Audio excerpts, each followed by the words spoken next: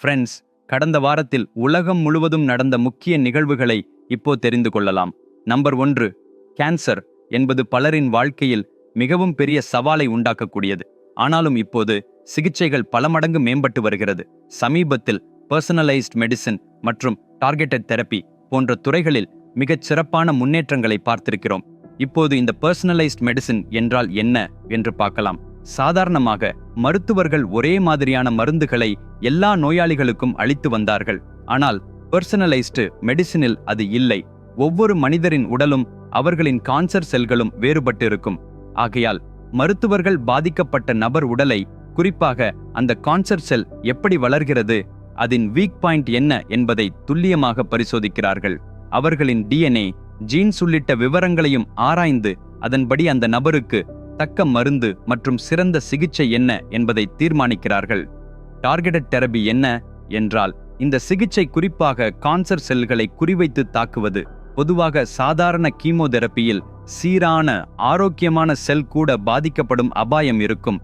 ஆனால் டார்கெட்டட் தெரபியில் அந்த கான்சர் செல்களுக்கு மட்டுமே பாதிப்பு உண்டாகும். குறிப்பிட்ட பிரச்சனையை அடையாளம் பிடித்து அவற்றை மட்டுமே தாக்கும்.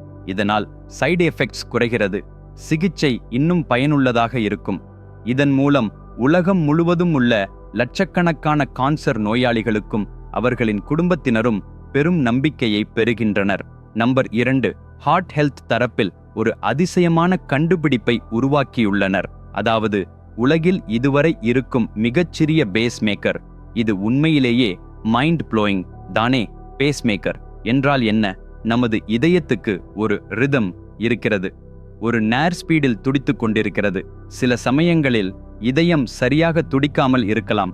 அது மிகவும் மெதுவாகவோ அல்லது வேகமாகவோ துடிக்கலாம். அப்போது மருத்துவர்கள் பேஸ்மேக்கரை பயன்படுத்துவார்கள். இது ஒரு சிறிய எலக்ட்ரானிக் சாதனம். இது இதயத்தை சரியான ரீதத்தில் துடிக்க உதவுகிறது. இதயத்திற்கு சிறிய எலக்ட்ரிக்கல் பல்ஸ்களை அனுப்பி சரியான முறையில் துடித்துக் கொள்ளச் செய்யும். முன்பு பேஸ்மேக்கரை பொருத்துவதற்கு சிறிய சர்ஜரி தேவையாக இருந்தது. ஆனால் இப்போது உலகில் மிகச் சிறிய பேஸ்மேக்கரை உருவாக்கியிருப்பதாக அறிவித்துள்ளனர். அது சின்னதாய் இருக்கிறது என்பதால் டாக்டர்கள் அதை உங்களுடைய உடலில் சர்ஜரி இல்லாமலேயே பொருத்திக் கொள்ளலாம் என்கிறார்கள். அதாவது ஒரு சிறிய குட்டி பாயிண்ட் அல்லது இன்ஜெக்ஷன் மூலம் அதை பொருத்தலாம். இதனால் நோயாளிகளுக்கு பல நன்மைகள் உண்டு. சர்ஜரி ரிஸ்க் குறையும், குணமாவது விரைவாக இருக்கும், மேலும் அவர்களது வாழ்க்கை தரமும் மேம்படும். Number 3, OCD. இந்த சொல்லை நாம் பலமுறை கேட்டிருப்போம். இது ஒரு பொதுவான மனநிலை சிக்கல். இதற்குள் பாதிக்கப்பட்டவர்கள் சில எண்ணங்கள் அல்லது செயல்களை மீண்டும் மீண்டும் செய்வதிலேயே முனைப்பாக இருப்பார்கள். உதாரணமாக, அடிக்கடி கை கழுவுவது, ஏதாவது சரியாக வைத்தோமா என்று தொடர்ந்து சரிபார்ப்பது போன்றவை. இந்த டிஸார்டர் அவர்களின் வாழ்க்கையை பெரிதும் பாதிக்கிறது. சமீபத்தில் ஓசிடியை ஆராய்ச்சி செய்து விஞ்ஞானிகள் ஒரு முக்கியமான விடையை கண்டறிந்துள்ளனர். ஓசிடிக்கு தொடர்புடைய ஜீன்களையே கண்டுபிடித்துள்ளனர். எப்போதும் இதற்கு 250க்கும் அதிகமான ஜீன்கள் தொடர்பாக இருக்கலாம் என்று அவர்கள் விளக்குகின்றனர். ஜீன் என்றால் என்ன? அவை நமது உடலில் இருக்கும் சிறு குறியீடு போன்றவை. நமது கண்களின் நிறம், உயரம் மற்றும் உடல்நல நிகழ்வுகளுக்கான கட்டுப்பாடுகள் எல்லாமே ஜீன்களில் உள்ளது. ஒரு குறிப்பிட்ட உடல்நிலை ஒரு குறிப்பிட்ட ஜீன்களுக்கு எவ்வாறு தொடர்புடையது என்பதை உணர்ந்தாலே அந்த நிலை ஏன் வருகிறது, அதை தடுப்பது அல்லது சிகிச்சை அளிப்பது என்ற தகவலை மேலும் தெளிவாக அறியலாம். இந்த கண்டுபிடிப்பு எதிர்காலத்தில் இன்னும் பயனுள்ள சிகிச்சைகளை உருவாக்க உதவும். இது ஓசிடி இருக்கும் நபர்கள் மற்றும் அவர்கள் குடும்பத்தினருக்கு ஒரு புதிய நம்பிக்கையை தருகின்றது. நம்பர் 4, மெடிக்கல் துறையில் பல அதிநவீன முன்னேற்றங்கள் நடைபெற்று வருகிறது. அதில் மிகப்பெரிய பங்கெடுத்திருப்பது ஆர்டிபிஷியல் இன்டெலிஜென்ஸை சுகாதாரத் துறையில் பயன்படுத்துவதாகும். ஏஐ என்பது மனிதனைப் போல யோசித்து பழகி பிரச்சனைகளை தீர்க்கக்கூடிய கணினி நிரல். மருத்துவத்தில் இது மிகவும் உதவியாக இருக்கிறது. குறிப்பாக டயக்னாஸ்டிக் மற்றும் சிகிச்சை வழிமுறைகளில் பயன்படுகிறது. இது எப்படி என்பதை பார்க்கலாம். தற்போது டாக்டர்கள் எக்ஸ்ரே, எம்ஆர்ஐ, சிடி ஸ்கேன் போன்ற மருத்துவ படங்களை பரிசோதிக்க ஏஐயை பயன்படுத்துகிறார்கள். ஏஐஐ அடிப்படையாக கொண்ட சிஸ்டம் குறுகிய நேரத்தில் மிக துல்லியமாக அந்த படங்களை ஆராய்ந்து கேன்சர் போன்ற பிரச்சனைகளை அல்லது வேறு உடல்நலச் சிக்கல்களை கண்டறிய முடியும். மனித கண்களுக்கு எப்பொழுதும் காணாமல் போகக்கூடிய குறிப்பான கோட்பாடுகளையும் AI வழியாக துல்லியாக அடையாளம் கண்டுவிடுகிறது. அதேபோல் புதிய மருந்துகளை கண்டுபிடிப்பதற்கு மிக நீண்ட காலம் தேவைப்படுவதுடன் மிகுந்த செலவும் தேவைப்படும். AI புதிய ட்ரக்ஸ் ஐ கண்டறியவும் அவை உடலில் எவ்வாறு செயல்படும் என்பதை முன்கூட்டியே கணித்து சொல்வதிலும் உதவுகிறது. இது ஆராய்ச்சி காலத்தையும் செலவையும் குறைத்து சிறந்த மருந்துகள் விரைவாக சந்தைக்கு வர உதவுகிறது. அதே நேரத்தில் AI நோயாளிகளின் தகவல்களை கணித்து அந்த பயனாளிக்கு சிறந்த சிகிச்சை திட்டம் எது என்பதை மருத்துவர்களுக்கு கூறி உதவுகிறது. இவ்வாறு AI சுகாதாரத்தை இன்னும் பலம் வாய்ந்ததாக்கி எல்லோருக்கும் அணுகக்கூடியதாக மாற்றுவதில் முக்கிய வழி வகுக்கிறது. ஃப்ரெண்ட்ஸ், ஒரு மிகவும் அட்வென்ச்சரஸான அல்லது ஆழமான கதையை நீங்கள் படித்தால் அது ஒருவரின் வாழ்க்கையையே மாற்றிவிடும் என்று நம்புவீர்களா? அந்த கதையை உங்கள் குழந்தைகளுக்கு வாசித்து காட்டினால் அவர்கள் வாழ்க்கைக்கு தேவையான எல்லா மதிப்புகளையும் கற்றுக்கொள்ள முடியும் என நம்புவீர்களா? நீங்கள் வாழ்க்கையில் சந்திக்கும் அல்லது எதிர்நோக்கியுள்ள எந்த பிரச்சனைக்கும் ஒரு தீர்வு ஒரே ஒரு கதையை படித்தாலே கிடைத்துவிடும் என்று நம்புவீர்களா? ஆம், அது சாத்தியமே.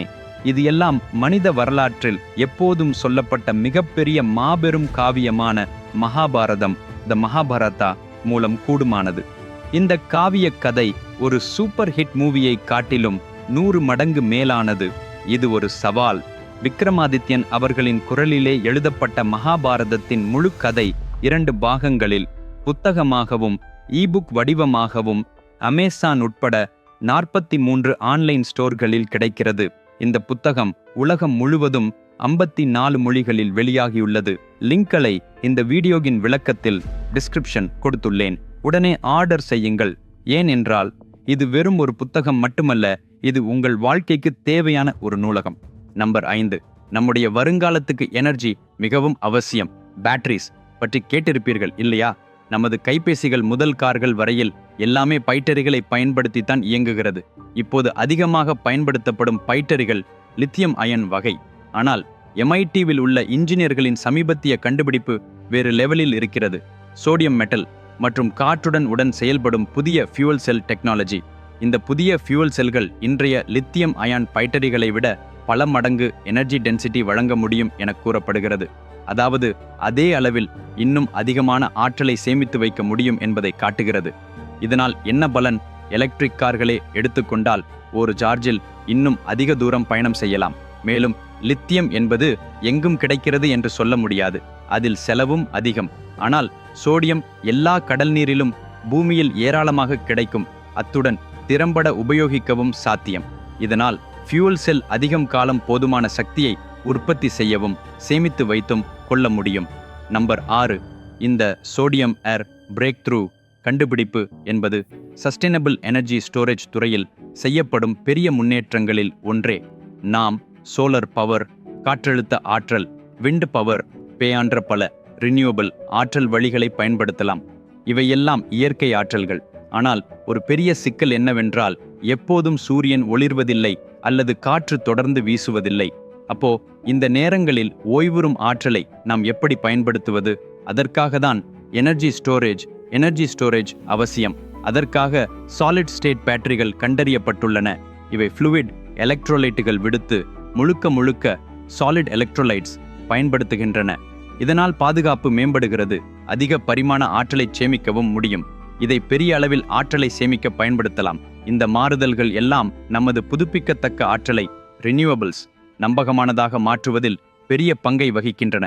அதாவது சூரியன் ஒளிராத நேரமாக இருந்தாலும் காற்று வீசாத நேரமாக இருந்தாலும் நாம் சுத்தமான ஆற்றலை பயன்படுத்த முடியும்.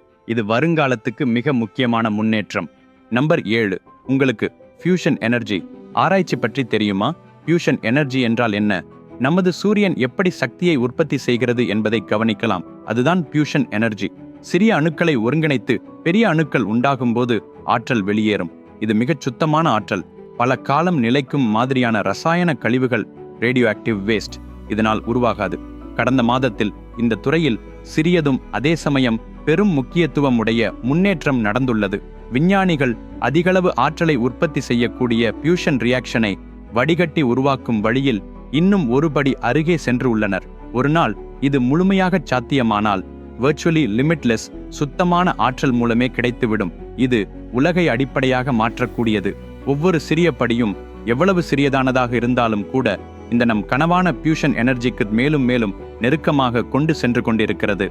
நம்பர் 8, உலக அளவில் கடல் பகுதியில் உள்ள ஒலி மாசு, குளோபல் ஓஷன் லைட் பொல்யூஷன் பற்றி கேள்விப்பட்டிருக்கிறீர்களா? நமது நகரங்களில் லைட் பொல்யூஷன் அதிகம் என்று பேசி வருவோம். இரவே இரவாக தெரியாமல் ஜொலிக்கிறது. ஆனால் இந்த ஒலி மாசு இப்பொழுது கடலுக்குள் கூட பரவி கொண்டிருக்கிறது. சமீபத்திய ஆய்வுகளின்படி உலகைச் சுற்றிய கடல்களில் 1/5 பங்குக்கும் அதிகமான பகுதி இரவு பொழுதில் மனிதனால் உருவாகும் செயற்கை ஒளியால் பாதிக்கப்பட்டிருக்கிறது. துறைமுகங்கள், ஷிப்ஸ், கடலோர நகரங்கள் போன்றவற்றின் வெளிச்சங்கள் கடலின் மேலெளியை தாக்குகின்றன. இதனால் மெரீன் எக்கோசிஸ்டம் பாரியளவில் பாதிக்கப்படுகிறது. எப்படி என்பது படிப்போம். கடலில் வாழும் மீன்கள், பிளாங்டன் மற்றும் பல வாழ்நிலையிலுள்ள உயிர்களின் நடத்தை, பிஹேவியர், உணவு தேடுதல், இடமாற்றம், இனப்பெருக்கம் இவற்றை இரவின் இருள், பகலின் ஒளி ஆகியவற்றின் சுழற்சி கட்டுப்படுத்துகிறது. இப்பொழுது மனிதனால் உண்டாகும் ஒளி இந்த சுழற்சியை பாதிக்கிறது. சில உயிர்கள் வெளிச்சத்தை பயன்படுத்தி உணவு தேடலாம், சில உயிர்கள் வெளிச்சத்திலிருந்து விலகி ஓடிவிடலாம். இந்த ஒளி மாசு காரணமாக வேட்டையாடுவோர் மற்றும் வேட்டையாடப்படும் உயிர்களின் சமநிலையும் பாதிக்கப்படுகிறது. இது இயற்கை உலகில் நாம் ஏற்படுத்தும் அத்துமீறல் தாக்கம் எவ்வளவு விரிவடைவதை காட்டுகிறது. ஃப்ரெண்ட்ஸ், மறுபடி அடுத்த திங்கட்கிழமை மாலை 5 மணியில் சந்திப்போம். நான் எழுதிய மகாபாரத புத்தகத்தை இப்பவே ஆர்டர் செய்யுங்கள். அதன் லிங்க்கள் இந்த வீடியோவின் விளக்க பகுதியில் உள்ளன. இன்னும் எனது சேனலை சப்ஸ்கிரைப் செய்யவில்லை என்றால் உடனே சப்ஸ்கிரைப் செய்து கொள்ளுங்கள். Till then, take care. Bye.